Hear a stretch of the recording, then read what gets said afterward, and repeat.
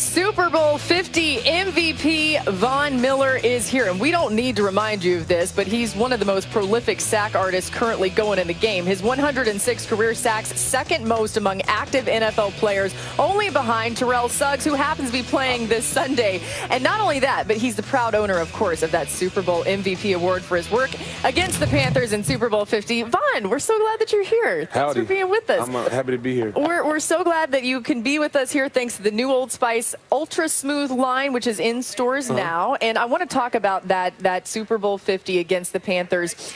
Just what is that moment like, and what the Chiefs and the 49ers are about to embark on being in a game that big? Because it is different, right? Yeah, it's like a heavyweight championship fight, and you get 2 weeks to prepare for this team, and you're going to know everything about them. It's about who's going to rise up in the lights and who's going to step down. And, you know, I'm a firm believer in that. The dogs really show themselves when the lights come on. No doubt. It's a different challenge for you guys. Obviously, Mahomes is more of a prolific passer, but when you play Carolina, obviously with Cam and his ability to move, and what we've seen from Pat here recently, being able to scramble out of the pocket, what was the conversation like with your four guys up front when your rush playing? We just wanted to be sound. We didn't want to give him lanes. We knew he would make lanes for himself. Like, he's a great player, and he's gonna get runs. We just wanted to limit those runs and really just be in his face and make him throw in the pocket.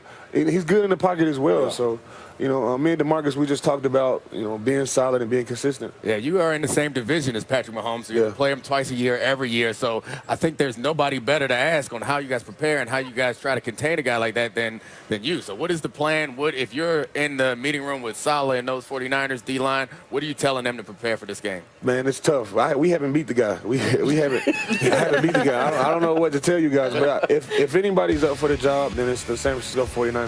They got 5 first-round picks that's on the defensive line, starting with Nick Bosa and ending with Solomon Thomas. They got great players up front. I think that'll be the difference in this game. We're in a situation now where we're looking at that D-line, and this is the first time in a little while where I think going into the game, there might be another guy like you who could get an MVP in this situation. What do you think looking at this game? Yeah, I mean, you got Frank Clark, and you got D Ford, and you got Eric Armstead. You got all these guys that could possibly have a great game. They will have great games. It'll just come down to whose offense will rise up or step down. I played with D-Ware. I understand what both of y'all animals are, right? So how much pressure are you putting on yourself to affect the game? Like, you were the MVP of the game, but I don't know if you went into the game saying, I need to be the defensive MVP for us to win, but how much pressure did you feel there? Honestly, I didn't feel any pressure. That was the one game where I wasn't nervous. I always get nervous. It doesn't matter if we're playing the Oakland Raiders or that was a shot right there. I appreciate it. You're not scared? It doesn't matter if we're playing the Oakland Raiders or the Patriots. You know, I always get nervous, and before the Super Bowl, I just remember having nervous feel. Why would that be? I don't know what it was. I think it was just the preparation and confident. We played 2 good games coming into the Super Bowl, and I just felt confident with my quarterback. I felt confident with the defense and everybody around us. Yeah, let's talk about your Broncos team. It seems, though, you have found the quarterback of the future in Drew Lock. Just what are your expectations for your squad going into next season? I just want Drew to be Drew and continue to build on what he's already started. The only thing that you can take over to the next season is experience. You know, you can't take the record, you can't take the picks, you can't take the stats. You can take experience, though, and Drew and all the young guys on our team definitely got a lot of experience this year. How does it feel being the vet? Like, how has your role changed? Man. Because you had a lot of guys that could take you under their wing early in your career. What's the transition like? It's weird. It's definitely weird.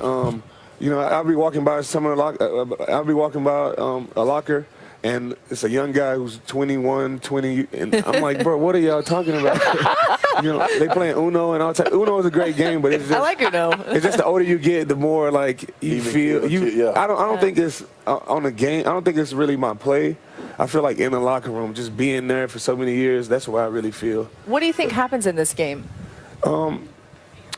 In the Super Bowl, right? Yeah. I think the 49ers defense and their defensive line will step up. Yeah. And that's if it's a team that can take Patrick Mahomes and the Chiefs down, it's got to be the 49ers. They got 5 defensive linemen that were taken in the first round. They got Richard Sherman. They got a lot of guys with experience. And they're a hot team right now. Who are you rooting for? Like, being at the Chiefs are in the same division. Once you get in the game, something like you start to root for somebody. Are there players or friends you have on the teams that you want? Man, I want Frank Clark and D Ford to have great games. Yeah. I really don't want the Chiefs to win, you know, because they're the rivals. But You know, it really doesn't matter. I just want to see guys perform and have success. Thank you so much, Von Miller, for joining us. Super Bowl 50 MVP. We're so glad to have been able to spend some time. Yeah. It wasn't a sponsor. All right, we're going to talk about Patrick Mahomes a little bit more now. And look, it is going to be tough to stop this guy, the reigning MVP, looking to add a Super Bowl to his already unprecedented resume. You might not know that he thrives against defenses just like the one that the 49ers play. So this season, including the playoffs,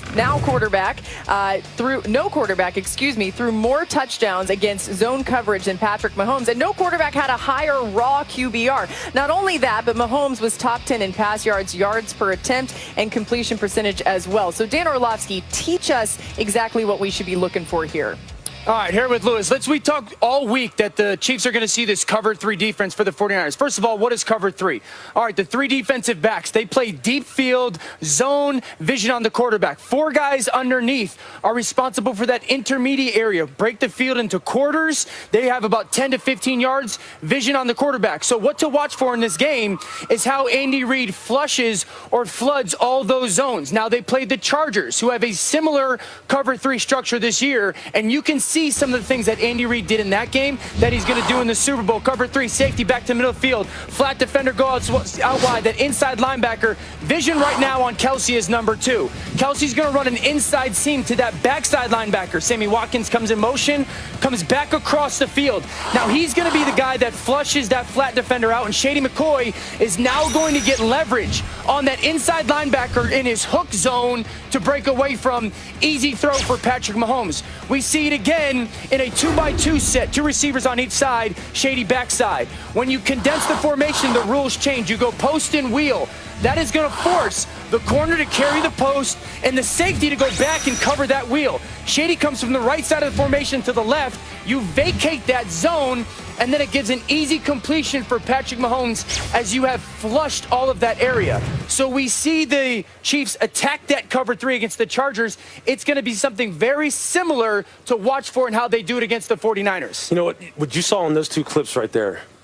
If you watch Travis Kelce, you saw all the players as far as their releases coming off the line. Did you see anybody touch them? Did you see anybody jam them? Did you see anybody cause any kind of disruption for them so they couldn't clear out zones, so they couldn't create space by how quickly they get downfield? No, you didn't. I'll tell you this, if the 49ers do the same thing, the results are going to be the same. Pat's going to put up big, big numbers. The way you slow down prolific passing attacks, and as a quarterback, Dan, you know this, if your receivers aren't where they need to be when you're ready to throw it to them, that's a problem. Because then what happens? That gives the rush some more time. So that the secondary, as much as we've talked about the defensive line in this game, the secondary and the linebackers play a key factor in this game. You have to knock these guys off. Because if you just let it be like 7-on-7 and it looks like a pass skeleton session out there, Pat is going to put up Star Wars numbers. He's going to get the MVP. He's going to get his $40 million a year, $45 million, $220 million contract, and he's going to be laughing and dancing.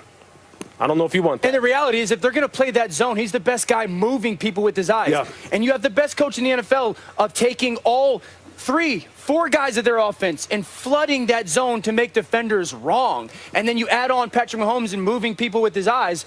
It's a big-time challenge. The word of this Super Bowl is called reroute and disruption. Do it, San Fran. It's a death sentence. Roddy, back to you. It's pretty simple. Do it, and then you're going to have Star Wars numbers. Anyway, SportsCenter at 6 Eastern after PTI with Kevin in Bristol and Sage right here in Miami. They'll look at the 49ers Super Bowl trust factor in Jimmy Garoppolo. Plus, Randy Moss imagines life with Patrick Mahomes as his quarterback. That's fun. And Brian Windhorst with the latest NBA trade buzz a week from the deadline. SportsCenter from Miami on ESPN and the ESPN app right after PTI. All right, the stars are out on First Take at the top of the hour. Derrick Henry and Steve Harvey join Stephen A., Max, and Molly just across the street at the Clevelander. First Take, 10 a.m. Eastern, following Get Up on ESPN. We might just all go over there, too. Are we invited? Can we go over there? First Take, stay tuned. Away from the Super Bowl on the beach. We'll be heading there a little bit later on. Anyone else want to join me? Miami Beach is where we are, and we got some sneaky himbo to get back to because this one's really been grinding everybody's gears. Which is the only franchise to win a Super Bowl in 4 different decades? Rex Ryan, take a guess. New York Jets. No, you know, I am going to say the New York Giants. Oh. And if it's right, it's a huge. Oh, That's what I'm talking about Listen. you just says, but I'm going to take the credit. Yeah, take all the credit, but Marcus Spears.